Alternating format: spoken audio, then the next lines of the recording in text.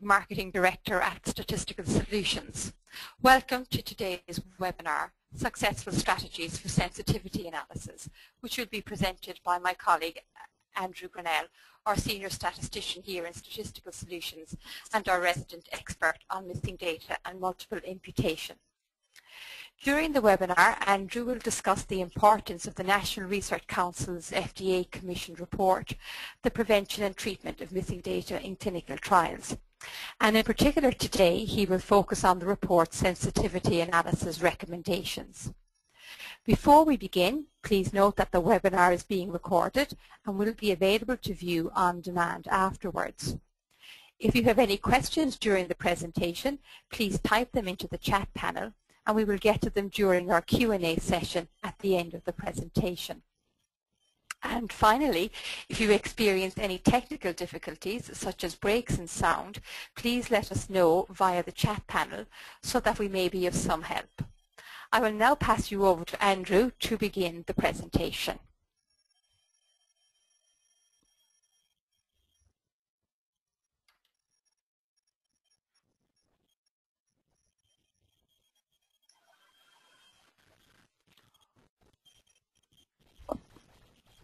Hello everyone.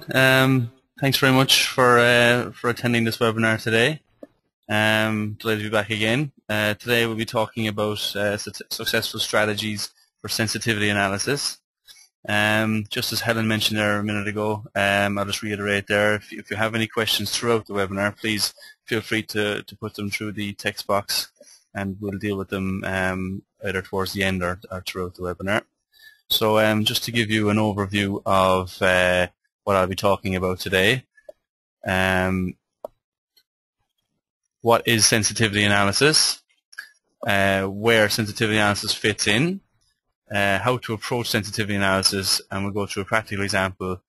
And again, as I said, we'll have some time for questions and answers and comments at the end there. So feel free to put through any questions throughout the duration of the webinar. So just to get us started, what is sensitivity analysis? So we feel that it's the most important part of the whole missing data analysis approach and methodology. It really rounds up everything towards the end of the process.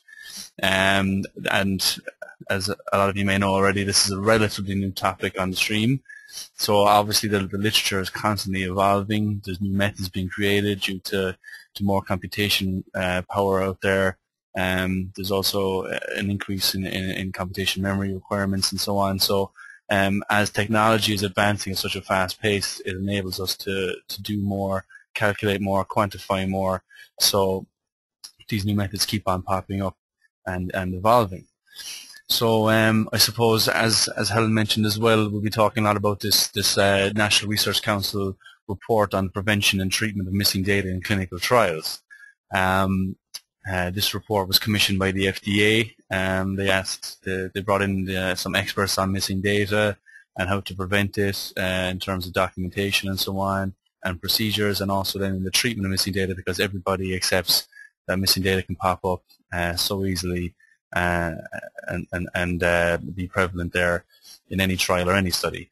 So it's recognized by this panel of experts that we need to come up with a specific methodology and approaches to dealing with it that give us a valid inference and a valid way of testing the impact of the missing data on the trial.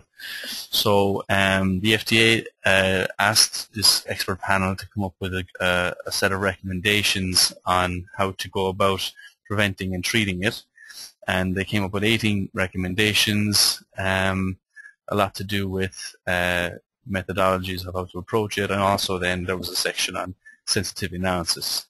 So what is the core of sensitivity analysis is essentially a stress test of the assumptions you've made in your analysis and in your approaches to dealing with the missing data that has occurred. Several aspects need to be investigated, such as distributional assumptions you made, outliers and influential observations. Are they really outliers? How can we know? Do we take them out? Do we leave them in? At what extent do you start taking them out, etc., etc. Assumptions about the missing data, the mechanism, The type of missing data that exists, is it missing at random, missing completely at random, different implications can be made, and also then information that is in or not in the data, such as auxiliary data that can be added, and informative and non-informative priors. So there's a lot going on there, and there's a kind of a methodological approach that needs to be taken at every step to examining the analysis and sensitivity of these assumptions.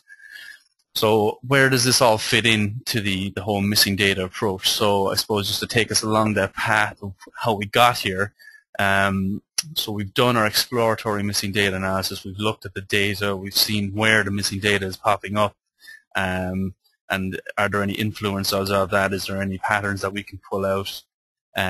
We've then used that information that we found out just by doing some quick and straightforward exploratory methods and analysis. We've used this newfound information to define our imputation models to optimize the validity at that point in the process.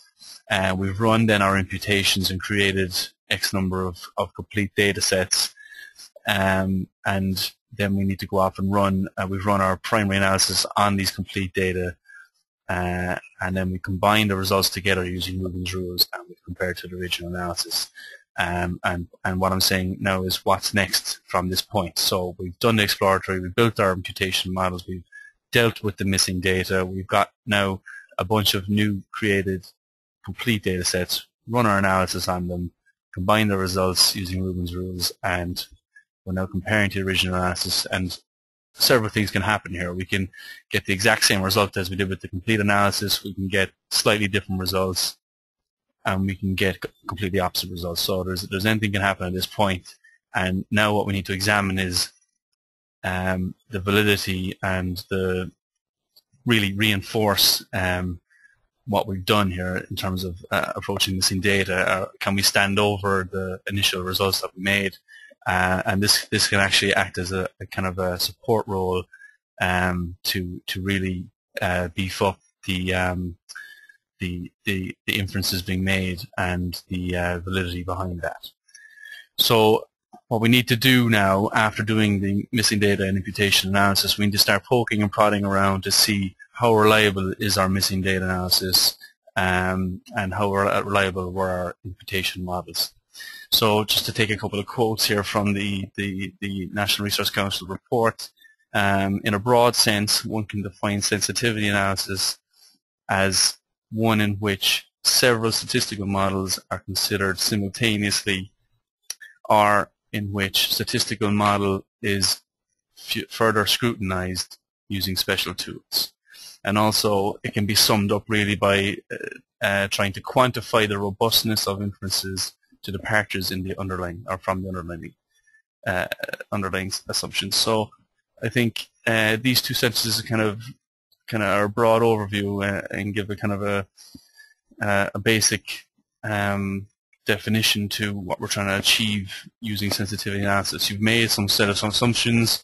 How far, if you push these assumptions out, how far does your results deviate, and how sensitive are your results to any change or slight change in the assumptions that you've made.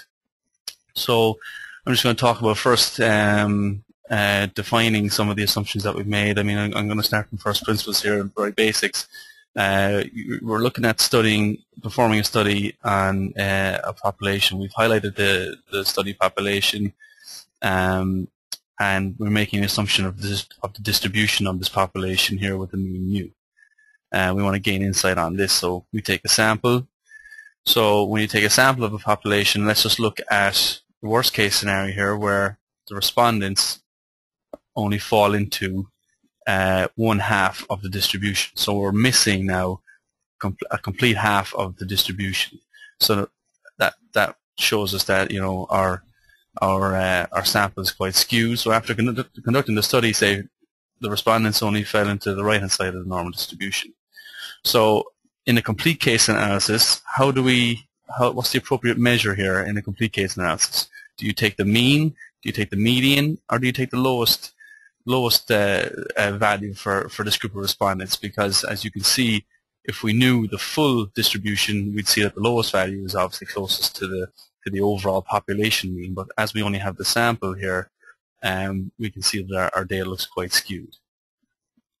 And then when it comes to deciding what's an outlier, how do you define an outlier? If an outlier here is an outlier actually closer to the true mean, how do we know this? Obviously, we don't know the data that we haven't collected. So how can we say for sure that an outlier is an actual outlier and not actually closer to the true mean for the overall population? So these things will be highlighted using sensitivity analysis, because you're pushing the assumptions you made and you're tweaking them a bit to see how sensitive any impact on the assumptions is on the results that you're putting forward. Again, we have, say, if we plot a covariate versus the outcome variable here, we've got another couple of outliers here. Are these guys real outliers, or are they closer to the true mean, and are they closer to the true distribution of the population we're trying to study? So now we'll look at how to actually approach sensitivity analysis. There's a couple of steps that we look at. And again, a couple more quotes here from this National Research Council report. We have, is it possible to assess model sensitivities?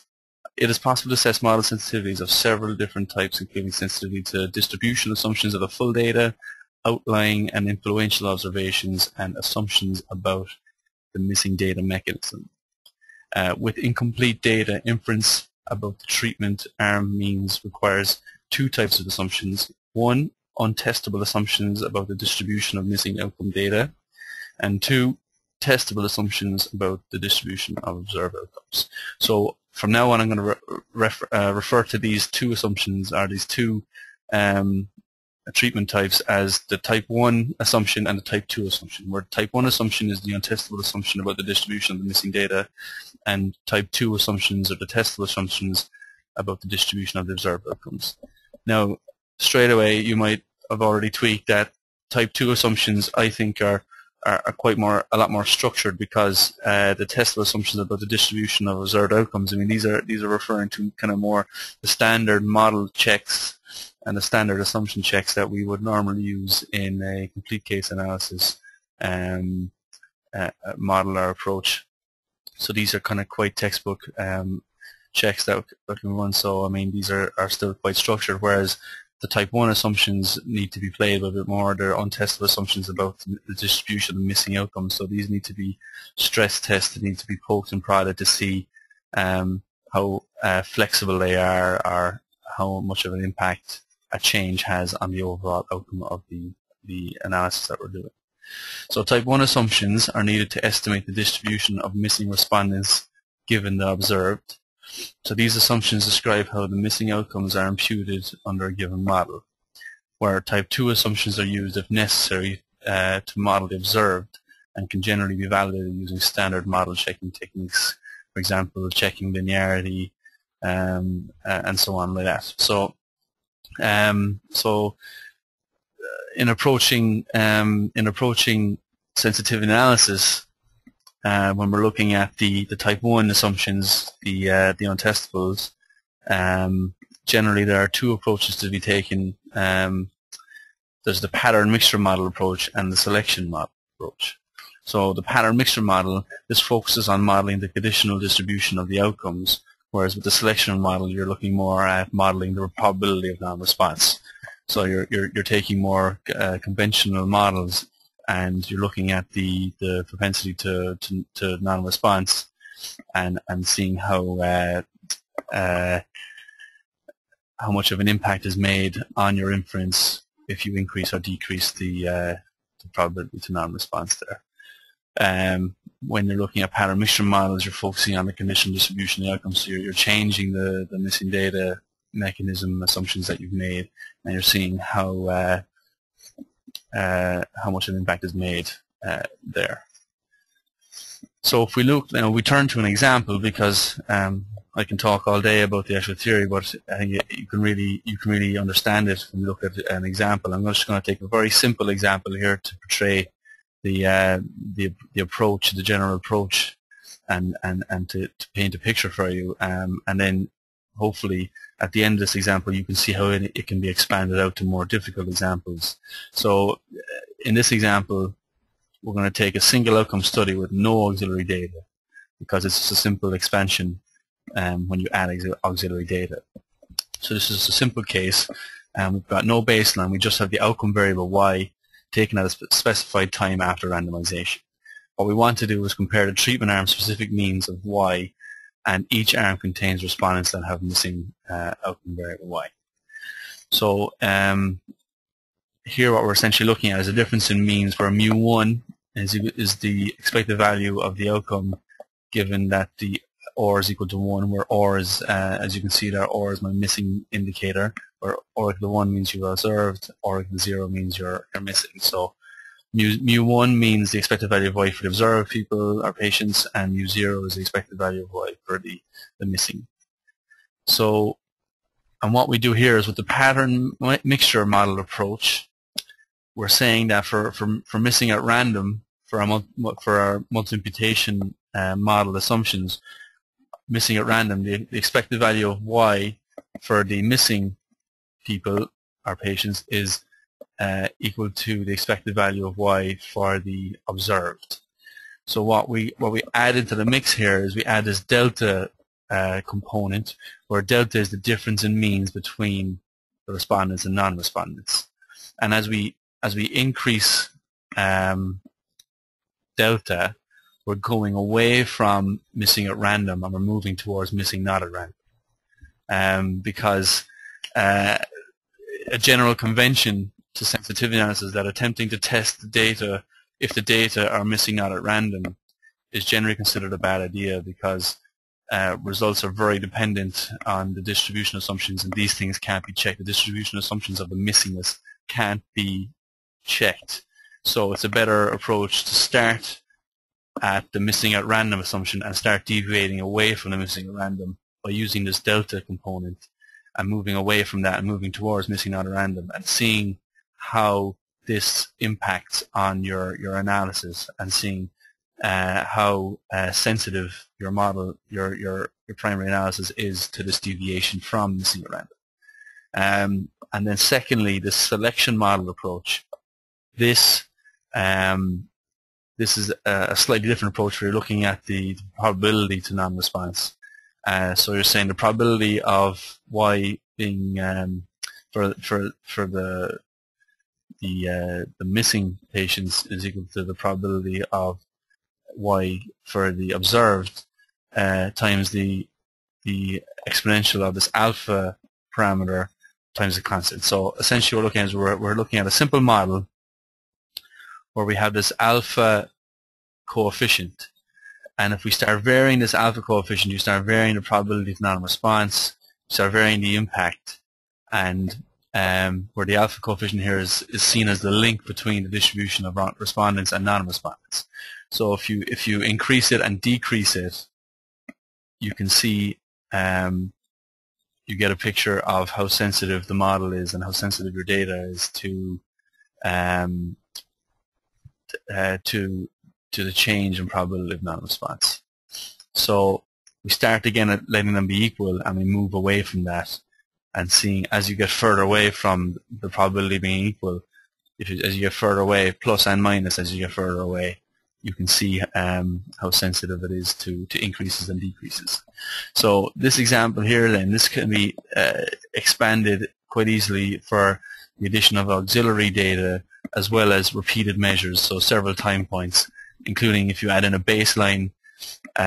We assume that all the baseline observations were recorded, and that's a good starting point, that you have everyone observed from the baseline and then move forward from there subsequent time points for repeated measures, and you add in auxiliary data as such. So once you get this basic concept that I've explained here for both the pattern mixture model approach and the selection model approach, this can be quite it can be expanded out for the addition of auxiliary data and repeated measures. It does get quite complicated at some points, but conceptually the jump is not that big. So kind of rounding up here, so I mean, selection model approach easily accommodates auxiliary factors but sometimes it can get a bit time-consuming for checking those standard model checks, the type 2 assumptions, and it can get a bit tricky there sometimes. The pattern mixture model approach is a lot more straightforward and transparent interpretation of the sensitivity parameters there, and the model checking procedure can get quite complicated as the amount of auxiliary data increases. But again, you can control the amount of auxiliary data you put into the pattern mixture model as well, so it's not that much of a drawback. Also as well, generally with sensitivity analysis approaches, both selection model and pattern mixture model approaches are kind of used hand in hand.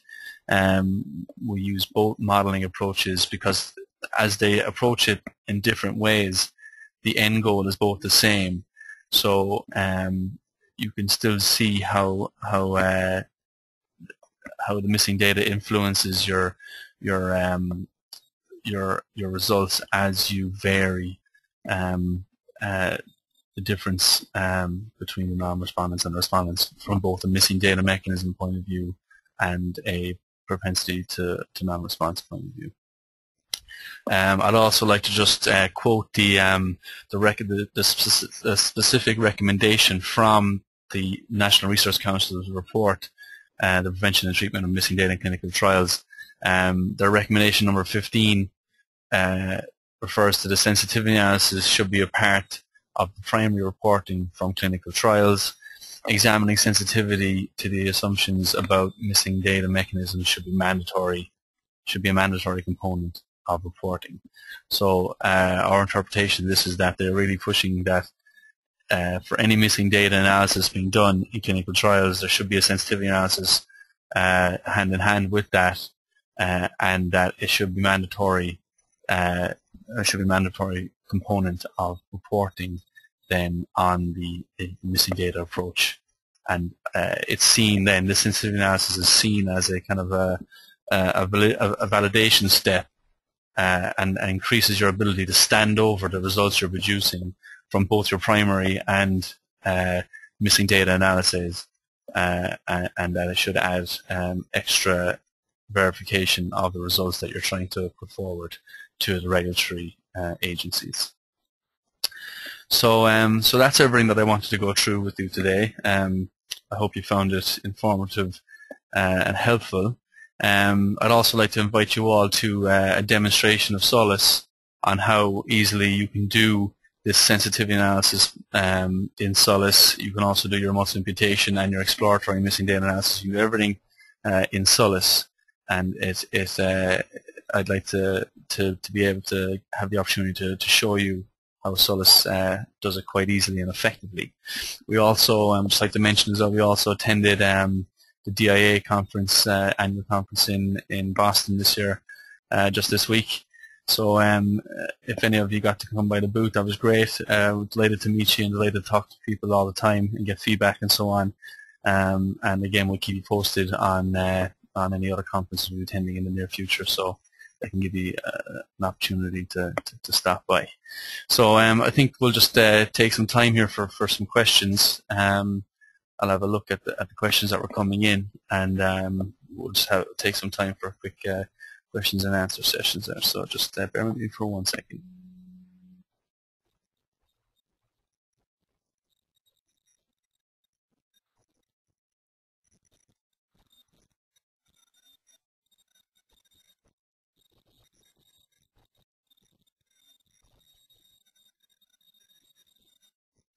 Okay, so we've got a good few questions coming in from our participants today.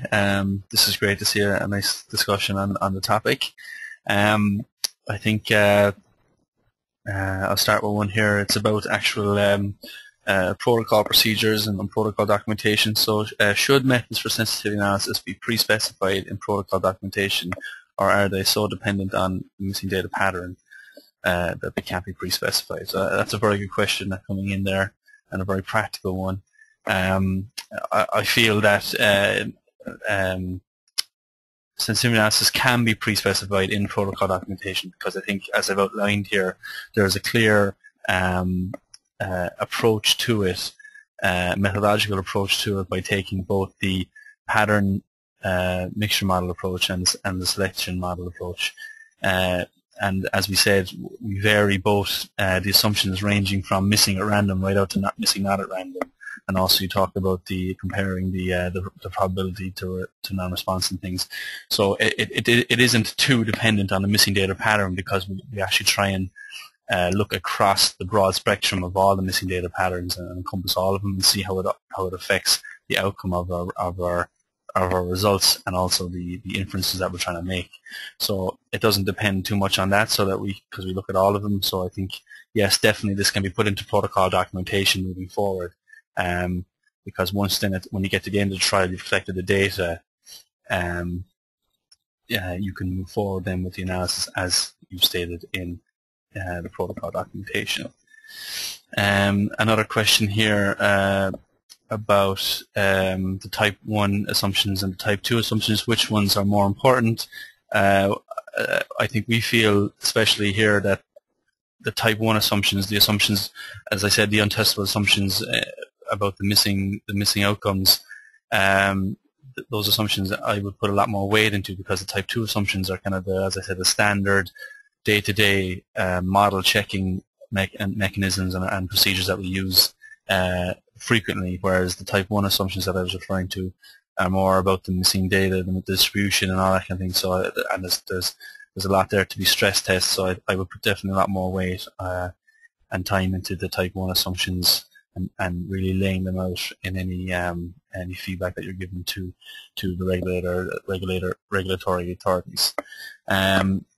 Another question here about which approach is better, the pattern mixture model or the selection model. Again, I think I'd like to reiterate here that both approaches, the pattern mixture and the selection model approach, should be used hand in hand, side by side together, because they both, as I said before, they both have two separate approaches, and they look at two different things, but they both have the same end goal to vary specific parameters so you can get a broad scope of how your end results are varying by varying some of the assumptions you've made. So I think both these approaches should be taken hand in hand. And finally here, I'll just take one last question, was what examples of auxiliary data are there? So, I mean, auxiliary data can range from anything really to data recorded at each time point in a repeated measures study, to medical info about patients, or geographical information, anything that about the study that you could add any information to each patient can be included and can give you some insight into what's going on in the background. So I suppose I'll round it up here. What we might do is send out a full list of all the questions that were asked and answers to all the attendees, because I think that everyone can benefit then from the questions and answers that have been asked. As we said before, this webinar has been recorded, and we'll put it up on YouTube, and we'll send it around to everybody, as well as a copy of these slides.